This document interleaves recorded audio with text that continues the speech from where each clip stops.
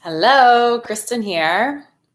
Welcome to my channel, From Chronic Fatigue to Chronic Abundance, where I talk about the healing mindset and it helps you save more energy every day while you're still living with severe chronic fatigue. Regardless of the reason for your chronic fatigue, whether you've been diagnosed with ME/CFS, you have no diagnosis, maybe you're living with Lyme's disease or lupus or fibromyalgia or a million other things that can cause severe chronic fatigue, this channel is here to help you, and you are welcomed into this little community. So thank you so much for joining today. A little note, so I had done a meditation on Tuesday, and for some reason, the audio did not come through in the live stream. So what I did is I just completely deleted that video because there's no point in me keeping that on my channel when it's not something people can actually watch. Just watching me silently mouth out the guided meditation isn't really helpful to anybody because you don't know what I'm guiding you to do. So I was unable to re-record that yesterday. I do have time to re-record it tomorrow. So tomorrow I will, at some point when I can, I will just jump on, do a live stream meditation, and then it'll be up on the channel and you'll get notified and you can come watch it anytime that works for you. Okay, awesome. So I see we got 2 people in the chat. Actually, not in the chat yet, just on the channel.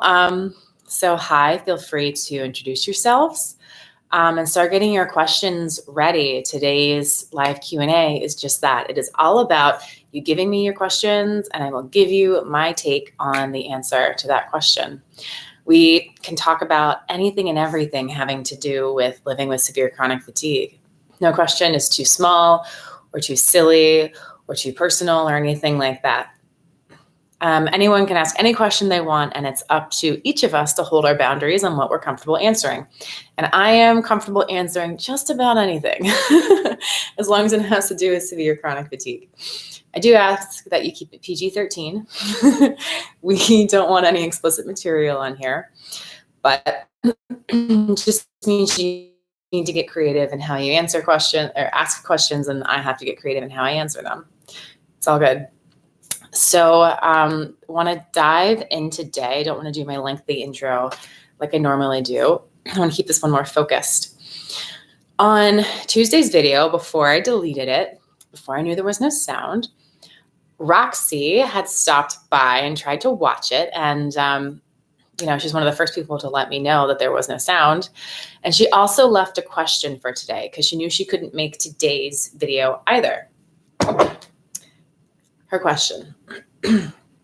She says, can you please tell us what was the cause of the chronic fatigue in the 3 separate instances? If you're new to this channel and you don't know this yet, I have fallen ill with severe chronic fatigue on 3 instances. The first one being just the first time my health collapsed completely. I completely recovered my life. I had been unable to work. I was mostly housebound. Things were awful for a couple years. And then I was able to heal and get my life back to the point where I had it all back. I had all my energy back. I was going to the gym a lot again. I went back to the office full time. I was rebuilding my social circle. The world was my oyster again for about a year of having all of that level of health back. I fell sick again out of nowhere. We're not sure why. We don't know what caused it. It was my first relapse. And then healing from that, fall into my second relapse. Okay, 3rd time I have the illness, or I should say the symptom of severe chronic fatigue, and have healed from that and have had my life back for a couple years now. 2, 3. It's been a while. Yeah, I need to get those dates nailed down. So when I talk about timelines, I'm as specific as I can be. I'm as accurate as I can be. Okay, let me restart the question since I filled in background for those of you who may not know. Roxy asks, can you please tell us what was the cause of the chronic fatigue in those 3 separate instances? Was it nutritional deficiencies, viruses, fungal infection, or something else? Thank you. So Roxy, this is for you when you are watching this later. Each time I got sick, it was for different reasons. And each time I healed, I needed completely different things. That's why I don't talk a lot about specific treatments or supplements on this channel, because me as one person needed completely different things to heal each time. All right. So there's no way that I can give you one plan that's going to make you all better for the rest of your life. It's not about finding that silver bullet. As much as we all want that, I don't really know anybody who's healed who had one thing that got them there. And I don't know anybody who's had even a remotely similar story to someone else. Everyone I've talked to who's actually gotten their lives back from this for sustained periods of time all needed wildly different things to heal. Okay. So that's why the healing mindset is so important, because you need to be prepared to go on a long healing journey. You need to be prepared to have an experimental mindset, to have an open mindset to trying things and to discover what works for you and what doesn't, because you're going to find some of both along the way. So the first time I was really sick, there were a few crucial things I needed to heal. And these did not happen all at once. It took me 2 years, 2.5 years maybe, to find everything I needed to heal the first time. It's a long healing journey, just the first time. And then I relapsed, because a lot of people do relapse. It's hard to avoid relapse until you learn how, which I think I have. You can't know until, I pass away and I never relapse again. I mean, that's hard to prove, but that's what I personally believe. I've learned how to not relapse. So the first time I needed very specific things, like I needed to be diagnosed as severely iodine deficient. I needed iodine. It was intensely impacting my quality of life. It was also the first accurate diagnosis I got. I was misdiagnosed before that. And I will say to anyone who's listening to this, don't assume you're deficient in iodine. Definitely get a test. You can order tests online. Go confirm your results with your doctor through a blood test, and make sure that you're working with some practitioner who is very experienced with iodine supplementation, because there can be a whole host of side effects of taking iodine, of supplementing with it. Because even though it's necessary to restore healthy levels of iodine, because you've been so low for so long, lots of things have already kind of gone wrong with the body, and you're going to need to deal with really heavy detox symptoms. Most people have really heavy detox symptoms when they start taking iodine, because you can have buildups of mercury and heavy metals in your body that iodine kicks out. You can have really high levels of halides, such as bromine or fluorides or chlorine in your system, that iodine is going to kick out. And you need somebody who knows how to test for those things and knows how to diagnose what's happening with your body when you have these iodine supplementation symptoms. And you need somebody who knows how to support your body through this. You need to be taking the right supplements and treatment protocols along with supplementing iodine. I have to put that disclaimer in there, because iodine is not something to play around with on your own. You want to be working with someone supervising you actively who knows what they're doing. And there are not many people. So in addition to being diagnosed with iodine deficiency and then supplementing with iodine, I also needed to be diagnosed with autoimmune hypothyroidism. So I to this day still have Hashimoto's hypothyroidism. I needed to go on thyroid hormones. And, when I was 25, 26, when all this was going on, I believed that we found all the problems, iodine deficiency and thyroid problems. It's just a matter of time before I'm completely better. And the answer was no, that was completely wrong. I had a lot more wrong with me than just iodine deficiency and severe chronic fatigue and hypothyroidism. Because the severe chronic fatigue persisted. Those things helped me get somewhat functional again, but not nearly enough. I actually think I got better for a while, then maybe began declining again. And I started working with my first practitioner who was able to order blood work, who works more in this functional medicine, integrative medicine type of world, where they look at the whole body as an integrated system, where it's not just your thyroid's wrong. Well, let's just give you pills for your thyroid. They're your thyroid's wrong. I wonder why. What other systems in the body could be causing the thyroid to go off? Or because your thyroid's been off before we caught it, what else in the body has gone wrong? As a whole system, what do we need to look at and support and fix, right? So they were the first person to start doing mass amounts of blood work on me to really get a bigger picture of what was happening inside my body. And they found some other interesting things. I would say the biggest thing that they found was that I had very low stomach acid. So I could be eating the healthiest diet in the world. I'd be taking all these supplements and everything. But because my digestion wasn't working properly, I wasn't actually breaking down all my food and all my supplements properly. So my body wasn't actually able to absorb all the nutrients I needed that I was paying for through food and through supplements, which of course was going to hold me back with any treatments I tried to do. So it became really important for us to work on my digestion. And as part of working on digestion, one thing that massively impacts digestion is stress, right? So that was the beginning of bringing in like a mindset, an emotional component into my healing journey. And that was when things really started to turn for me. It was the first time I realized that how I feel and what's going on inside my body is something that matters, that I should care about, and I need to start paying attention to. Because like I just said, like I could have done every treatment in the world and it was only going to be this effective for me because my body couldn't break things down and absorb them properly. It wouldn't do anything for me. It wouldn't do enough for me, right? So it was that continued hunt for those underlying issues. The underlying cause of my hypothyroidism could be from severe nutrient deficiencies over time caused by low stomach acid. That's a theory. We can't go back and we can't know when my low stomach acid started. We can't know when the iodine deficiency started. We can't know when the hypothyroidism started. All we can do is make guesses about the root causes of things or the timing of when things started. So let's see. So the iodine deficiency and the autoimmune hypothyroidism were diagnosed within about a month of each other. I think I just turned 26 when that happened. I'm 34 now. And then it was another 6 or 7 months before I got the low stomach acid diagnosis and learned what to do about that, which was a combination of low stress and also taking stomach acid supplements. I literally take hydrochloric acid supplements with every meal to this day. I still need it because I still have low stomach acid.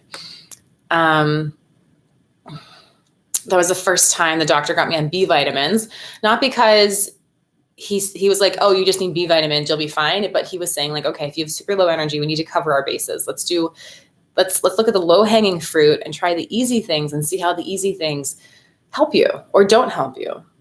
Because if we can get you some quick wins and get you feeling a little bit better right now, like everyone feels better about that, right? But also if these things don't work for you, that tells the doctor about where else to start looking. So that was the first time I started taking a lot of B vitamins, and this helped a little bit, but not really in a sustained way. They were not a big part of my initial recovery. And then maybe another year, maybe even a year and a half went by where I had these initial 3 diagnoses that I was working on, but I was still severely ill and still unable to work and still mostly housebound most of the time. And I was just sick with no answers until I found another practitioner who was a woman who had healed herself from all these autoimmune diseases. She had a huge crash, very similar to mine. She was working in software consulting, and out of nowhere, her whole body just gave out and she couldn't even walk. She had lupus so bad that the bottom of her feet hurt so much that she couldn't even stand on them. She couldn't sit with her feet on the floor. So she was just prone 23 hours a day. It was insane. And then she completely healed herself, completely got her life back, and was now working as a health coach, helping other people. And she was the right person for me. Once I found her, I knew she was someone who could help me because I learned about her. We had a screening call and she listened to me and understood me in a way no one else had. Even other alternative health practitioners who'd been able to help me, they hadn't gone through what I had gone through, so they didn't understand it as fully as they could have. So she helped me start to understand the power of vitamin C for detox. And she was the one who really advanced my understanding of how important mindset is for healing. I was in a place emotionally where I hated myself. I was mired in guilt about my life. I questioned whether I was really sick or whether I was just lazy. I hated myself for not doing more with my life. I hated myself for not making money. I hated myself for not being able to have friendships. I lived in this thick, heavy soup of negative emotions every day of my life. And that was eating up a ton of the energy that I needed to put into healing. And she was the first person to teach me that it doesn't have to be that way. I can choose how I feel about these things. And she taught me how to actually go about making that transformation. She taught me how to cultivate this mindset, primarily through meditation. She was the one who first got me into meditation.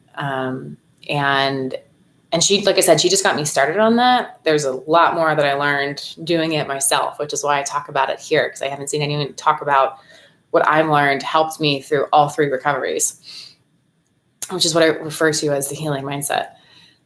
And like once I was able to start feeling better about myself and not hating myself all day long, every day, it not only helped me save all that energy I was wasting on feeling like a victim and on hating myself. I was saving all that energy, but also being able to calm down, being able to shut down the sympathetic nervous system, being able to shut down the fight or flight system. Because I tell you what, when you hate yourself that much, your body is constantly in crisis mode. You're constantly in fight or flight mode. When you feel that much negative energy, your body translates that as a crisis and responds as if you're in a crisis. And my body was responding as if I was in a crisis 24/7 for years.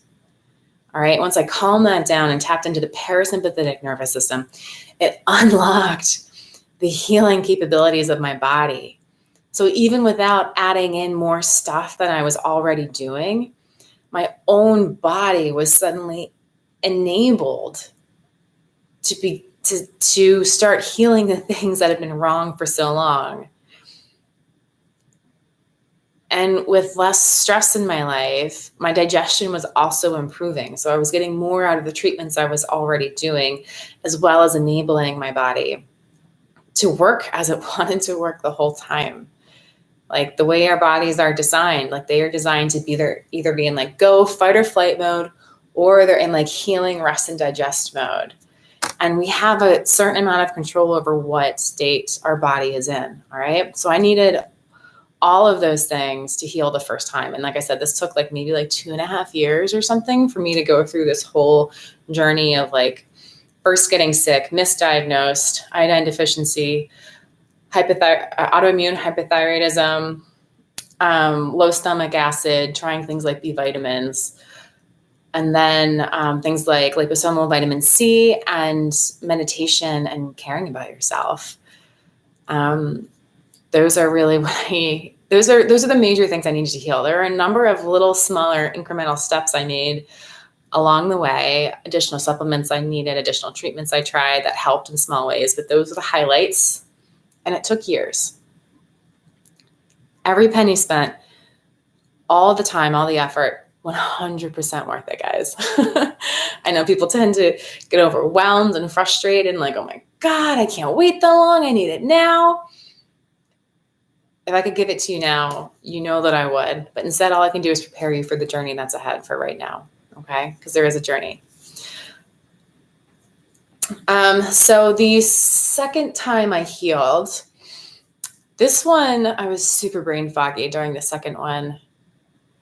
It's hard for me to remember everything I needed. I know I started seeing a doctor who did tons of blood work on me. The first time he did blood work on me, it was like 32 vials of blood. Actually, I think I still have. It's March 2015. Excuse me, is when I crashed for the second time. Let's see if I can find this picture as quickly as I think I can. We're getting close. We're getting closer. March. Oh yeah, I was still healthy in these pictures, and then things were tanking in these pictures. I remember that vividly. Oh man. All right, maybe I can't find, oh, here it is. Okay, the blood work was done in April because I became a patient in March, but then it took some time to get the blood work done. All right, so let me rotate this so you can actually see it. It's large enough to be seen. All right, here we go. So all of these vials of blood were taken out of me in one sitting. You can count them like 1, 2, 3, 4, 5, 6, 7, 8, 9, 10, 11, 12, 13, 14, 15, 16, 17, 18, 19, 20, 21, 22, 23. 33 vials of blood. Has your doctor ever had 33 vials of blood taken out of you in one sitting because of the sheer number of things that they're testing on you? If the answer is no, they are not testing you comprehensively enough. They are not getting a big picture view of what's going on in your body. That set of blood work was so eye-opening. So when I first started healing, we discovered that I had bromide toxicity, so I needed to treat the bromide toxicity the second time. There were other like toxicity issues. Man, I really wish I can remember more of what I needed to. I had really severe fatty acid deficiencies, so like omega-3, omega-6, omega-9, omega-12. Those were extremely low all across the board. They were extremely scarily low in me. So I need to start supplementing with all of the omega fatty acids. Those really, really helped me. And I know there were a few other things, but I think the bromide toxicity and the omega fatty acid discoveries were the two biggest things that were helping me heal from my first relapse. And then when I had my second relapse, I crashed really, really hard, very, very abruptly, and also developed IBS at the exact same time. Like I was literally like doing pretty great recovering from my from the first relapse. And then I had a deep tissue massage, a 90-minute deep tissue massage to celebrate how good I was feeling. And instead of it being a celebration, it triggered my second relapse. Like within 2 hours of that massage, my body was in crisis mode. I could barely walk again. I could barely breathe. My energy was extremely low. I could feel like the toxic throbbing feeling I had at the time, which I've talked about on here a little bit. And my fatigue was just completely back. I was completely at square one again as far as my fatigue went and brain fog. And the very next day after that massage, I developed IBS. And every day for 18 months, I had IBS out of nowhere, which I'd never had before as a problem.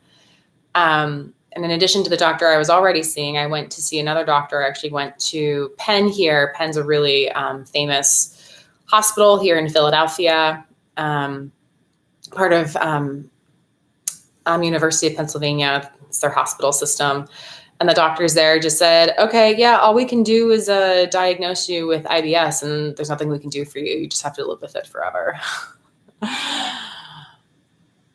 And the reality is, no, I don't. There are things that can be done. You have to understand the cause of your personal IBS. So this is something that not enough research has been done on. So it's not taught in med schools yet. And it's not something that regular doctors can treat you with because there isn't enough science behind it, but people are healing their IBS. You need to find those people. You need to understand what they're doing because there are multiple ways to heal that IBS as well. Just like the severe chronic fatigue, there's not one way to get through it. People are finding many ways to get through their IBS depending on why it's happening for them in the first place. And for me, my IBS was really more of a symptom of extreme detox.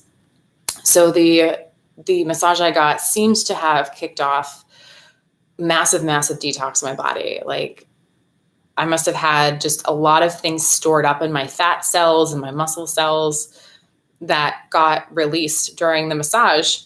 Excuse me. that my body hadn't been able to process previously. And it all just got dumped into my bloodstream. And something about that initial dumping of toxins into my bloodstream seems to have kicked off a sustained detox in a way that my body was not prepared to handle. And in a way that's actually very detrimental to my health, because my system was overwhelmed with these toxins. They'd been like safely stored away in my cell tissue, in my cells and in my tissues, in a way that wasn't interfering with my quality of life. But once these toxins enter the bloodstream, now they're free roaming around the body, and they very much impacted my quality of life. So my second relapse was a combination of severe chronic fatigue as well as IBS. So with the IBS, what helped me with that was doing a vitamin C calibration and then doing extremely high doses. Like, doctors have looked at me and said that's impossible, high doses of vitamin C daily for a long, long time. And then eventually the IBS completely cleared up, completely gone. Have not had it for years now. So the vitamin C calibration and then the subsequent super high doses of vitamin C were critical for me getting past the IBS part of that. But in addition, the vitamin C also helped my energy levels, because I knew how to dose myself using the vitamin C calibration. And then we continued to find other issues that needed to be treated. Let's see, with the second relapse, what blood work became really, really significant. We did a heavy metal test. We found that I had really super high levels of lead. Like my doctor said, it's extremely rare that he ever finds anyone my age who has levels of lead like that. So we don't know where the lead exposure came from. We can't know that, unfortunately, but all we know is that it's in my body. The good news is that it's more stored as opposed to free roaming. Although we just recently did another heavy metal test, and over several years of working with this doctor, my lead levels are actually way down. They're still like way too high, of course, but they're not as dramatically high as they were before, which is good news. In fact, all my heavy metals have gone down as my body's been supported in detoxing them over the years, which is cool to have that blood work to be like, look, progress across the board. What else have I needed? I've also needed a lot of energy supplements over the years. Here's the thing though, like I can say like, oh, I went on CoQ10 and I went on tyrosine and I was on acetylcholine and, you know, these common energy support supplements for people who have severe chronic fatigue. But you need to get the right dose, because a lot of these supplements, you have too little, you're not going to feel an effect. You have too much, it can actually cause negative effects in you. So you need to be working with somebody who's doing the blood work on you, so you have an idea of what the right dose could be. And then you need someone monitoring you to say, hey, this new symptom that popped up could be because of the supplement dose is wrong. We need to fix that. And then you also need them to help guide you, like, as your needs change. Like the dosage I needed fluctuated over time, and my doctor was there to guide me through that, because when you're on 25 different things, you as one person without decades of experience behind you, it's impossible to navigate. You need someone who knows what they're doing. And there were times in my life where I needed to be on 25 different things to be functioning. Okay.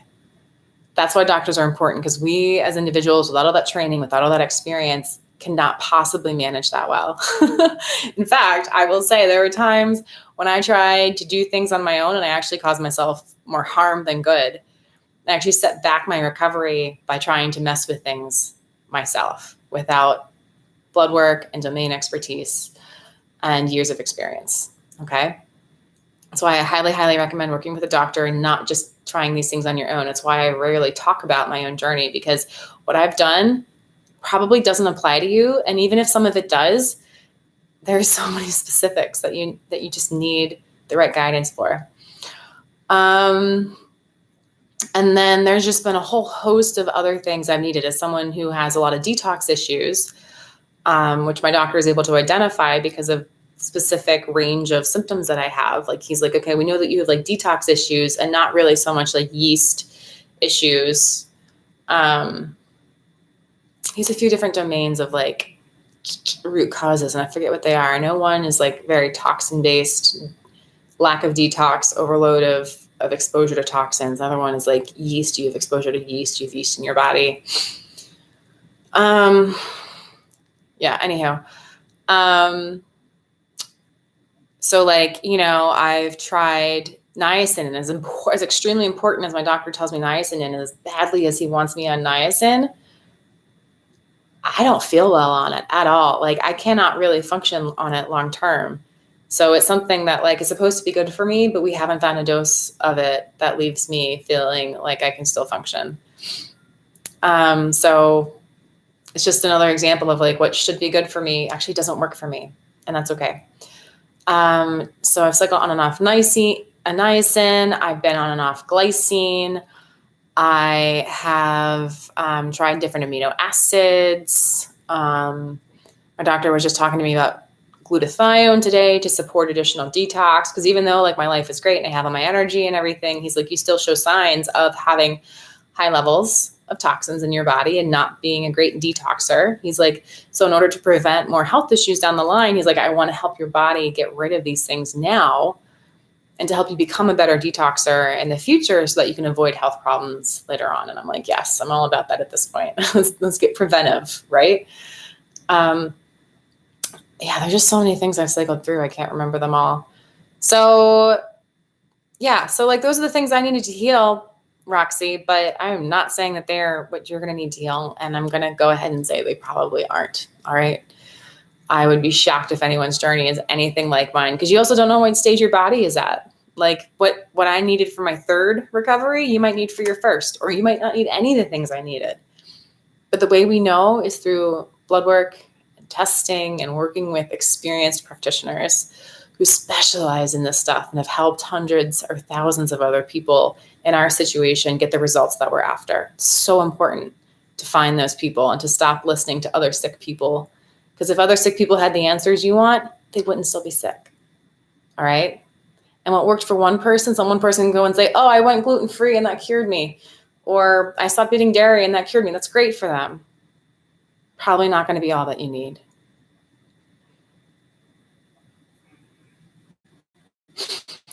Oh, happy Halloween, J.A. I'm just looking at the comments now. It is Halloween, isn't it? I totally forgot. Otherwise, I probably would have worn something a little Halloween-y. Oh, well. That's a cute pumpkin emoji. Raph, hey, Raph. You've been waking up after 5 to 6 hours of sleeping. You don't know why. Sometimes it feels like you're hungry, even though you ate enough. What do I think? All right. So here's what I think. First off, sometimes it feels like you're hungry thing. Oftentimes when we're sleepy, or at least when I'm sleepy, it turns out that I'm actually more thirsty than hungry. I find that if I just keep water next to my bed and I wake up and there's a little like rumbling or something, I have a couple sips of water and then I'm fine.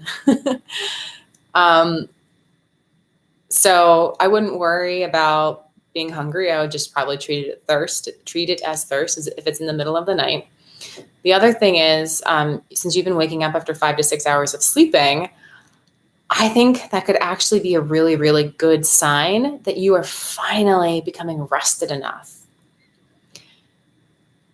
In modern times, in an industrialized world like the US, like the UK, we've been told that we should sleep solidly through the night in one big chunk of sleep.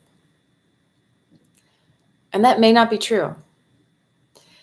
According to anthropologists, there are actually a few scattered records of humans having a different natural sleep cycle before the Industrial Revolution happened, before electric lights became a thing. When humans have to live according to the sun and the moon, to daylight hours and nighttime hours, it seems that humans actually sleep differently. And then that's probably a healthier way to sleep because it's the way we've evolved to sleep over the past 100 years. And that model of sleep is called biphasic sleep. So biphasic meaning there are 2 phases of sleep. You sleep in one chunk, which can be 4 to 6 hours, and then you're up for like an hour, maybe 2 hours. And it's not a time where you're like, oh, let me go for a run awake. It's like, oh, let me sit up in bed. Let me read a book. Let me do some journaling. Let me go get a snack if I really am hungry. It's just about something very chill and relaxing in the middle of the night. And then humans would fall asleep again after that. All right. And I know this sounds very time consuming because you could be down and out for 9 to 10 hours with that like 1 to 2 hours in there where you're awake. But Raph, instead of treating this as a problem, I would explore what your body's trying to tell you here.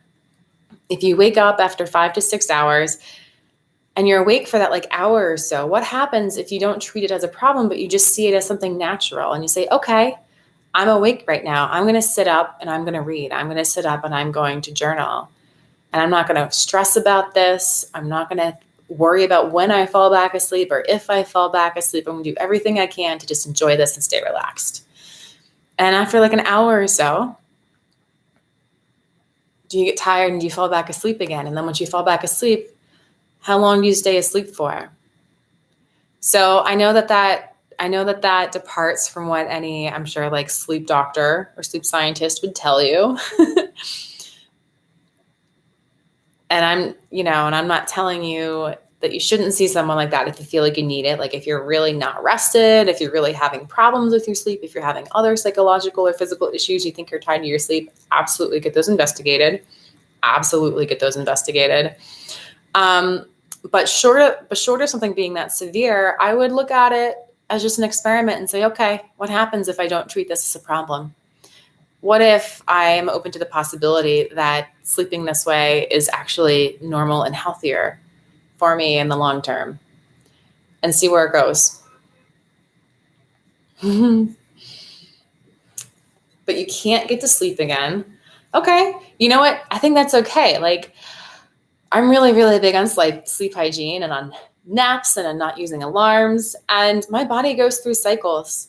Like there have definitely been times in my life where like I sleep 6 hours a night for weeks at a time, but I feel great. So I don't worry about it. And there are times actually like the past couple of weeks where I want to be in bed for like 9 or 9.5 hours a night to feel rested.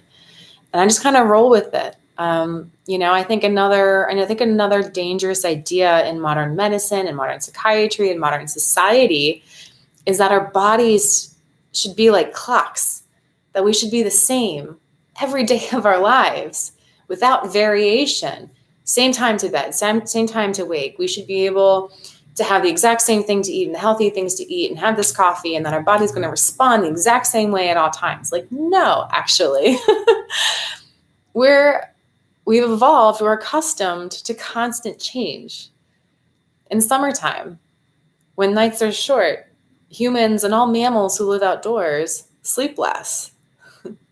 In winter, when there's more nighttime, humans and all mammals who live outdoors sleep more. In fact, some sleep all winter, right?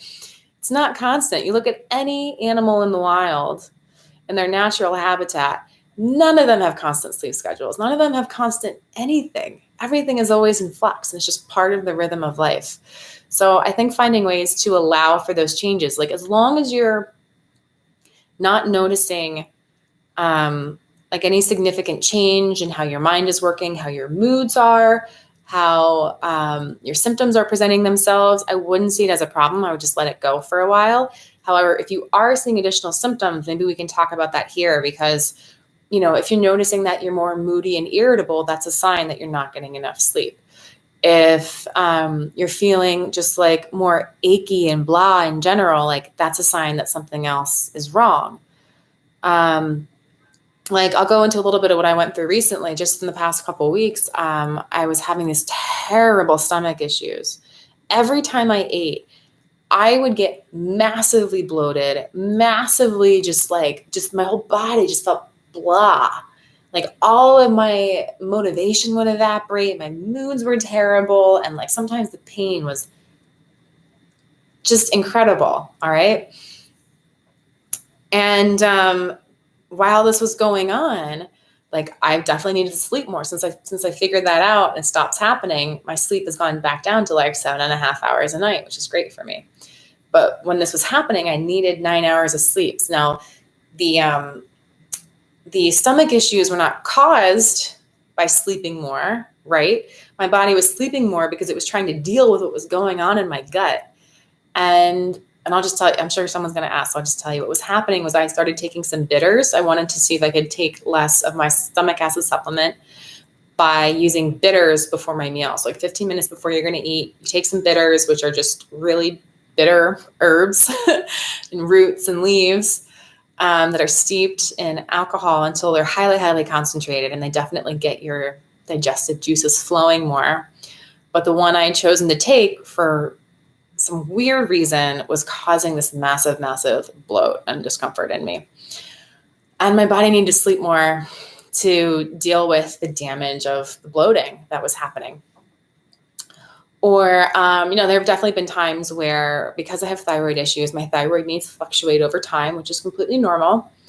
And sometimes my thyroid starts working better, right? And then the thyroid hormone I'm on pushes me into hyperthyroid territory, meaning my thyroid's I have too much thyroid hormone in my body.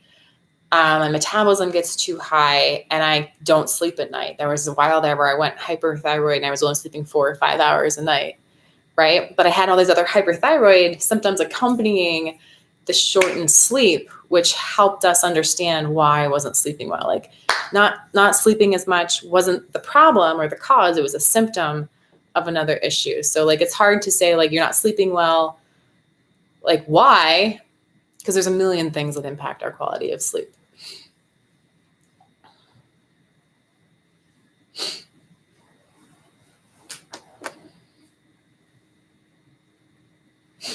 All right, J.A., did I use visualization during my recovery? You've recently started this as a supplement to your recovery.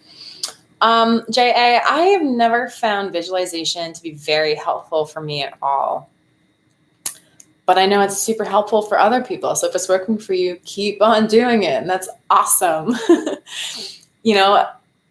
I'm much more of like an energy feeling kind of person. So what helped for me was instead of embodying what I wanted my life to look like, I embodied how I wanted to feel about my life. And that was super powerful for me. Bringing in those feelings of freedom and health and joy and choice again were really helpful for me and helped me really understand when I got where I wanted to be, when I was making progress, because I understood that I was feeling more of those things again.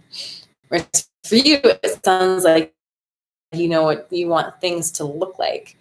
So when you start seeing your life looking more like that, that's when you know that you'll be able to feel like you're making progress and getting to where you want to go. And I think that's awesome. I think it can create a lot of hope. It can be very motivating to do visualizations. It just personally didn't work for me, but that's why it's called a healing journey, because it's a whole set of steps that we need to get where we're going. So that's cool.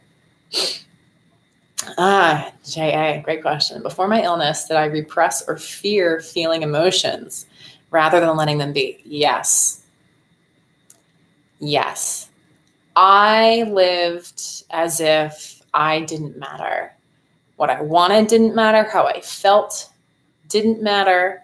All that mattered was doing what I was told, being good at my job, going to the gym when I was supposed to, even when that was making me more ill. I was a total perfectionist, but I wasn't a perfectionist for the sake of wanting to do things well. What I've realized in hindsight is that I was a perfectionist because I was afraid of criticism. I was living mired in this fear of other people's criticism, which comes from my family, and it's a whole other conversation. I absolutely did not let myself feel things whatsoever. I built all sorts of little internal games with myself to avoid my emotions, and it was massively detrimental to my health. So I know I think it's been a while since I said this, but I have learned to be grateful for, my first health crisis, because that was what it took to get me to understand that how I feel is important, that what I want is important. It's what helps me develop an internal life. And my life now that I'm healthy is so much more happy and so much more beautiful and so much more abundant and full of opportunity than my life ever was when I had my health before I got sick, because now I care about myself, because now I feel things. It's that important.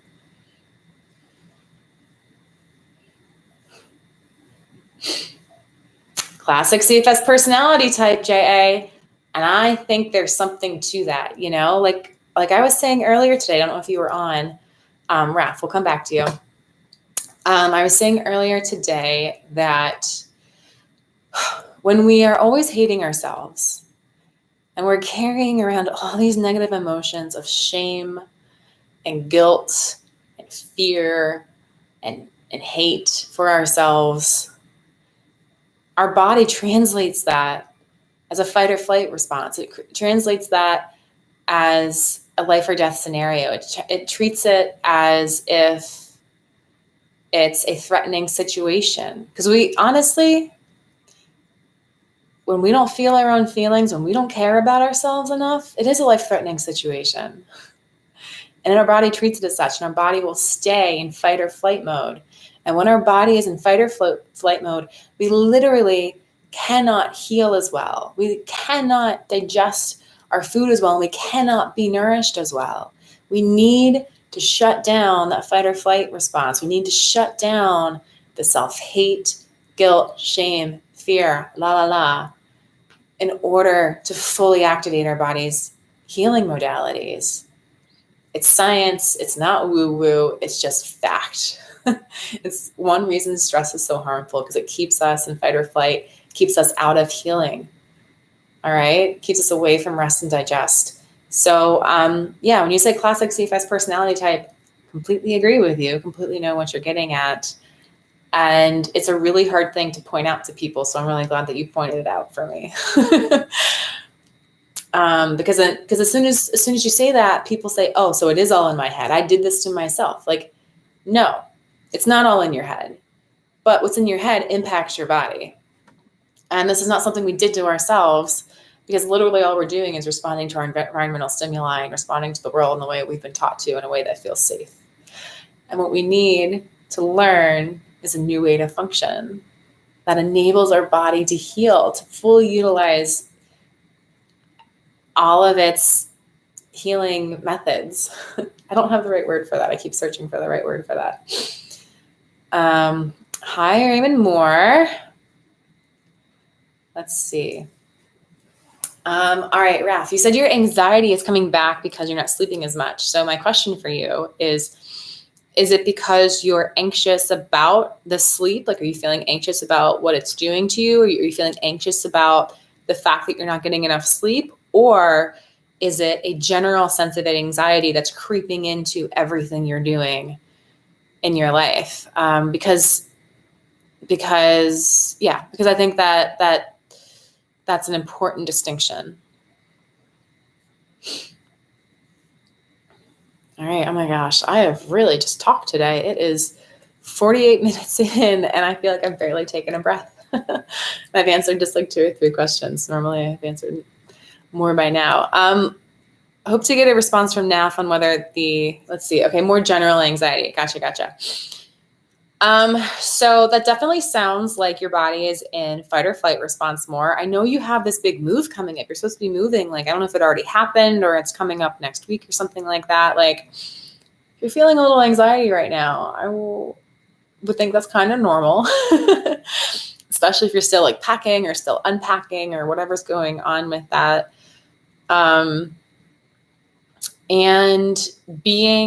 it's kind of a vicious cycle. So like not getting enough sleep can definitely lead to our hormones being off, our moods being off. It can definitely make it easier to become more anxious. And then being more anxious can definitely keep us in fight or flight response and impact our quality of sleep and decrease the amount of time we can sleep or decrease the quality of the sleep that we're getting. So it can kind of be a really ugly cycle here when you have the anxiety and you're not really sleeping enough. What I would do, let's see, there are a few things that I would do. If it's something you think you need to go see a doctor about, like you think there might be some like nutritional imbalance contributing to this, I would totally do that. I would also ask myself, what does my body really need right now? What I've discovered in myself and some other women that I've been able to work with is that in general, anxiety arises when I'm ignoring or denying a need that I have. All right. And that need that I have, when there's anxiety in play, it usually has to do because I'm not feeling safe or protected in some way. And when I say that, what I mean is just like emotionally, I'm not feeling safe or protected. And that often comes back to boundaries for me. Like if I'm feeling just generally anxious, it usually means that there is something or someone in my life where I've let down my boundaries too much. So to help you understand that, I want to give a couple examples. So I could be feeling generally anxious in my day-to-day life. And when I look at my life, I could start to realize that there's a friend who I feel like has been taking too much advantage of me. But I've been going along with it because they're a good friend, but it's gotten to the point where I've wanted to say no to them, or I've wanted to have a conversation with them. But I've chosen not to. But choosing not to have that conversation or choosing not to say no is actually crossing my boundary and leaving me feeling unsafe and anxious. And sometimes it's really just about having a conversation with a single person to alleviate that anxiety in the rest of my life. And of course, like that kind of thing only happens with someone I'm really, really close to. If someone's just a general acquaintance, that kind of thing happens, it's easy not to worry about it. But when someone in my inner circle has been doing something like that, it definitely affects me in a pretty big way. And, when it comes to something and boundaries, there have been times in my life where I have put more effort into work or done things for work that I didn't actually agree with, like working more hours than I felt were fair, or doing things that just weren't right. Being asked to lie to somebody and going along with it because it's a little white lie, but then that kind of thing snowballs in the workplace. If someone's going to ask you to do that once, they're going to ask you to do it again. That's probably going to be a little more intense the next time.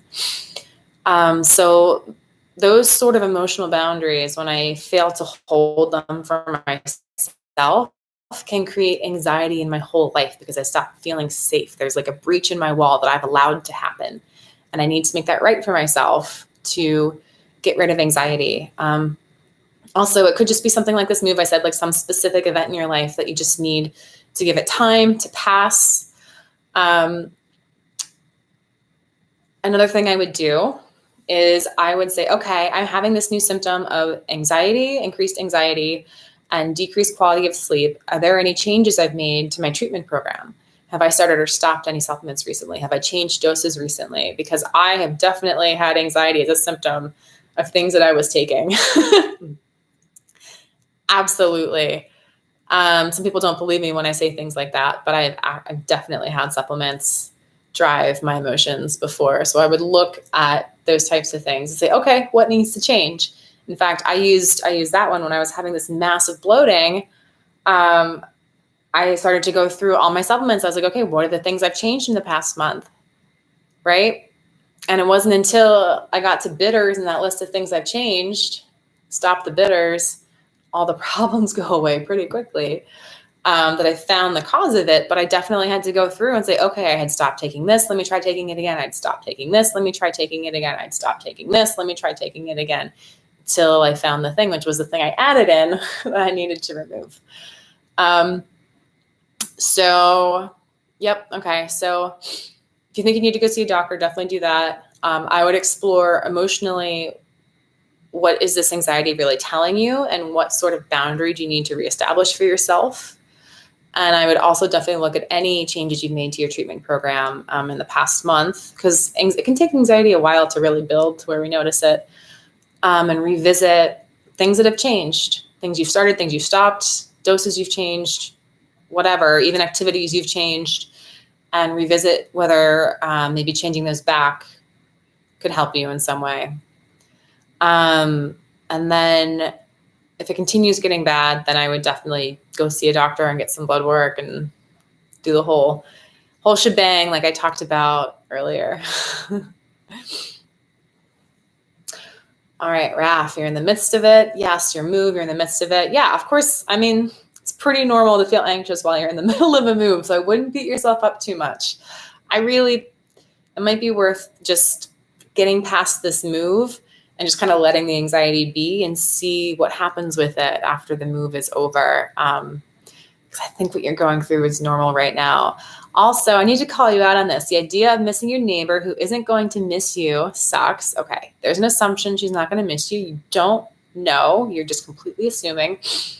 Also, if she really isn't going to miss you, why are you wasting your effort and energy on someone who's not missing you? This girl clearly doesn't know what she's missing out on. She doesn't know that she's missing out on getting to know someone like you.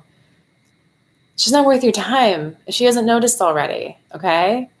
Like, you're assuming she's not gonna miss you.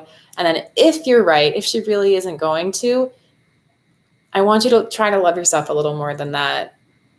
I want you to try to love yourself enough to spend your energy on people who care about you. Don't spend it on some chick who doesn't care about you. I know it's not a typical mindset. It's not what we're told in the movies and the sitcoms and everything. We're supposed to pine over the ones we love. Who has energy for that? I don't. I'm healthy and I don't have energy for that anymore. So yeah, I'm calling you out on that one a little bit. Let's see, Raymond, anxiety is caused from overthinking. Definitely finding problems where there aren't any. Totally get that. Oh, Raph, you're seeing your mom's health decline rapidly. Her obesity got worse. She can barely help with the moving, and it feels like you have to organize it yourself. Last year, she did it alone.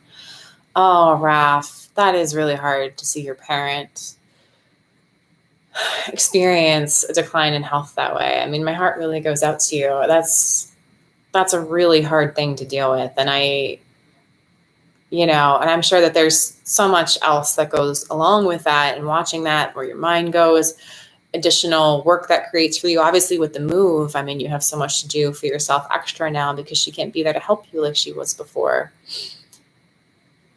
Raph needed that call out. Great. Yes.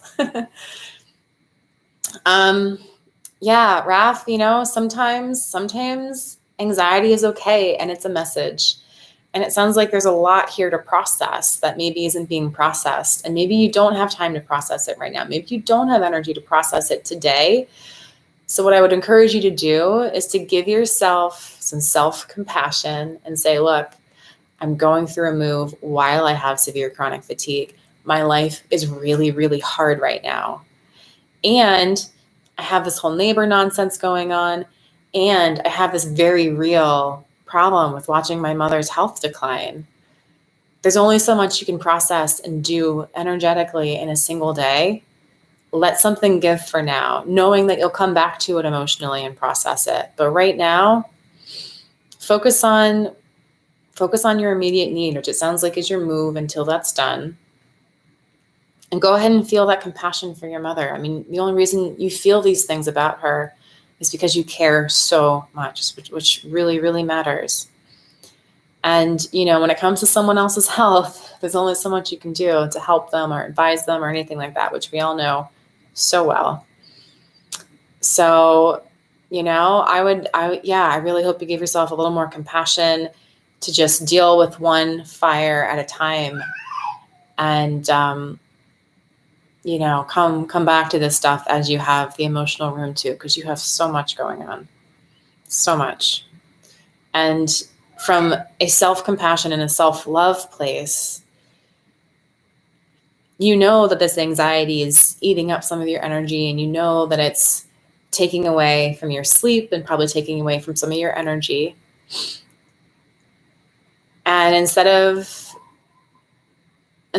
putting that energy into anxiety, I would put it into self-compassion and telling yourself, yeah, every time you feel that anxiety, be like, yeah, I am under a lot of stress right now. Things are really, really hard right now. And that's just how they're going to be. And it's okay. And I'll deal with each thing as I'm able. boom. I find that kind of thing to be such a weight off my shoulders when I can tell myself that. It's not easy. You're not always going to remember to, but when you do, Raph, I think it's really, really going to help you. And my heart really goes out to you to have to watch that. It's really hard.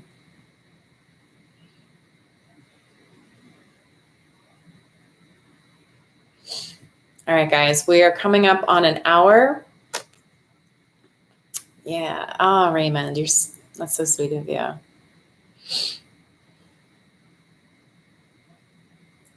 Yeah, Raph, just be real with yourself. Care about yourself as much as you care about others. And know that there's only so much you can do each day, and be okay with that. Because that's how you get healthy, by pacing. Even though it may not feel like you're pacing while you're moving. All right, we're at an hour. If you guys have any other questions, I'll give you a couple minutes to get that into the box, and I'm happy to answer them. Let's see, a little update on me. Let's see, what has been going on lately that's been really, really good. I've been horseback riding lately. That's been really fun, although our lessons keep getting canceled, which is unfortunate. I should be going on my first trail ride on a horse outside this weekend on Sunday. It should be a beautiful fall day, gorgeous weather. Should be a little group of us going out together. So I'm a little scared to be on a horse, like going up and down hills and wading through water. And, you know, there's just so many things that can spook a horse and things can go wrong. But I don't know. I don't let that hold me back anymore. Life's too short. So that's really fun. And I'm looking forward to that. Super glad I got over my gut stuff. That was why I had to cancel last week, because it just put me in a really, really bad spot last Thursday. There was no way I could sit and talk openly about things while I was feeling that way. Let's see what else. Oh, it is Halloween. I'm going to a Halloween party this weekend. If you guys are dressing up as anything, tell us. My boyfriend and I are doing a couple's costume. We found these really cool masks. They're like half masks. And they're these kind of like, they kind of look like a skull, like top half is a skull, and they have these big horns coming out, and they have little like leaves and flowers, and they're all kind of like bronzy and green and black. And we just are going as like mythical creatures because the masks are so cool. So we're just going to wear like black outfits and these cool masks. And the reason we got the masks is because we're going to a masquerade dance the following week, which if you don't know what a masquerade is, it's this fancy events where everyone gets really dressed up and wears like a half mask to the event. So we're gonna like dress up in like really nice dress, and a really, you know, he's got a really nice suit he's gonna wear with these masks on the following week, which I'm also really looking forward to. It should be a good networking event as well. It's just a really cool way to spend the night. Let's see. All right, guys. So yeah, we're hitting up on over an hour. On J.A., I really appreciate you taking the time to thank me. I love doing this with you guys. And it's the kind of thing when I'm not doing it, like I'm just always thinking about you guys and wanting to do this. So, you know, we get the time on the calendar every week. Oh, actually, let me announce next week,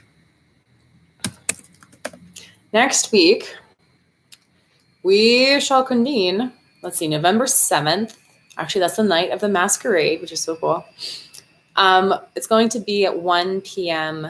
Eastern time next Thursday, November 7th.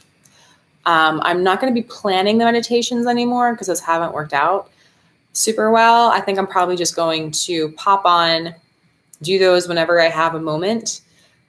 And you'll get the notification. You can watch that after the fact. It's not as important that the meditations are live streamed because they're not really interactive. It's really just about me giving you a meditation to follow. And it's the kind of thing where if you have questions or comments, you can just leave it on the video and I can come back and answer it anytime.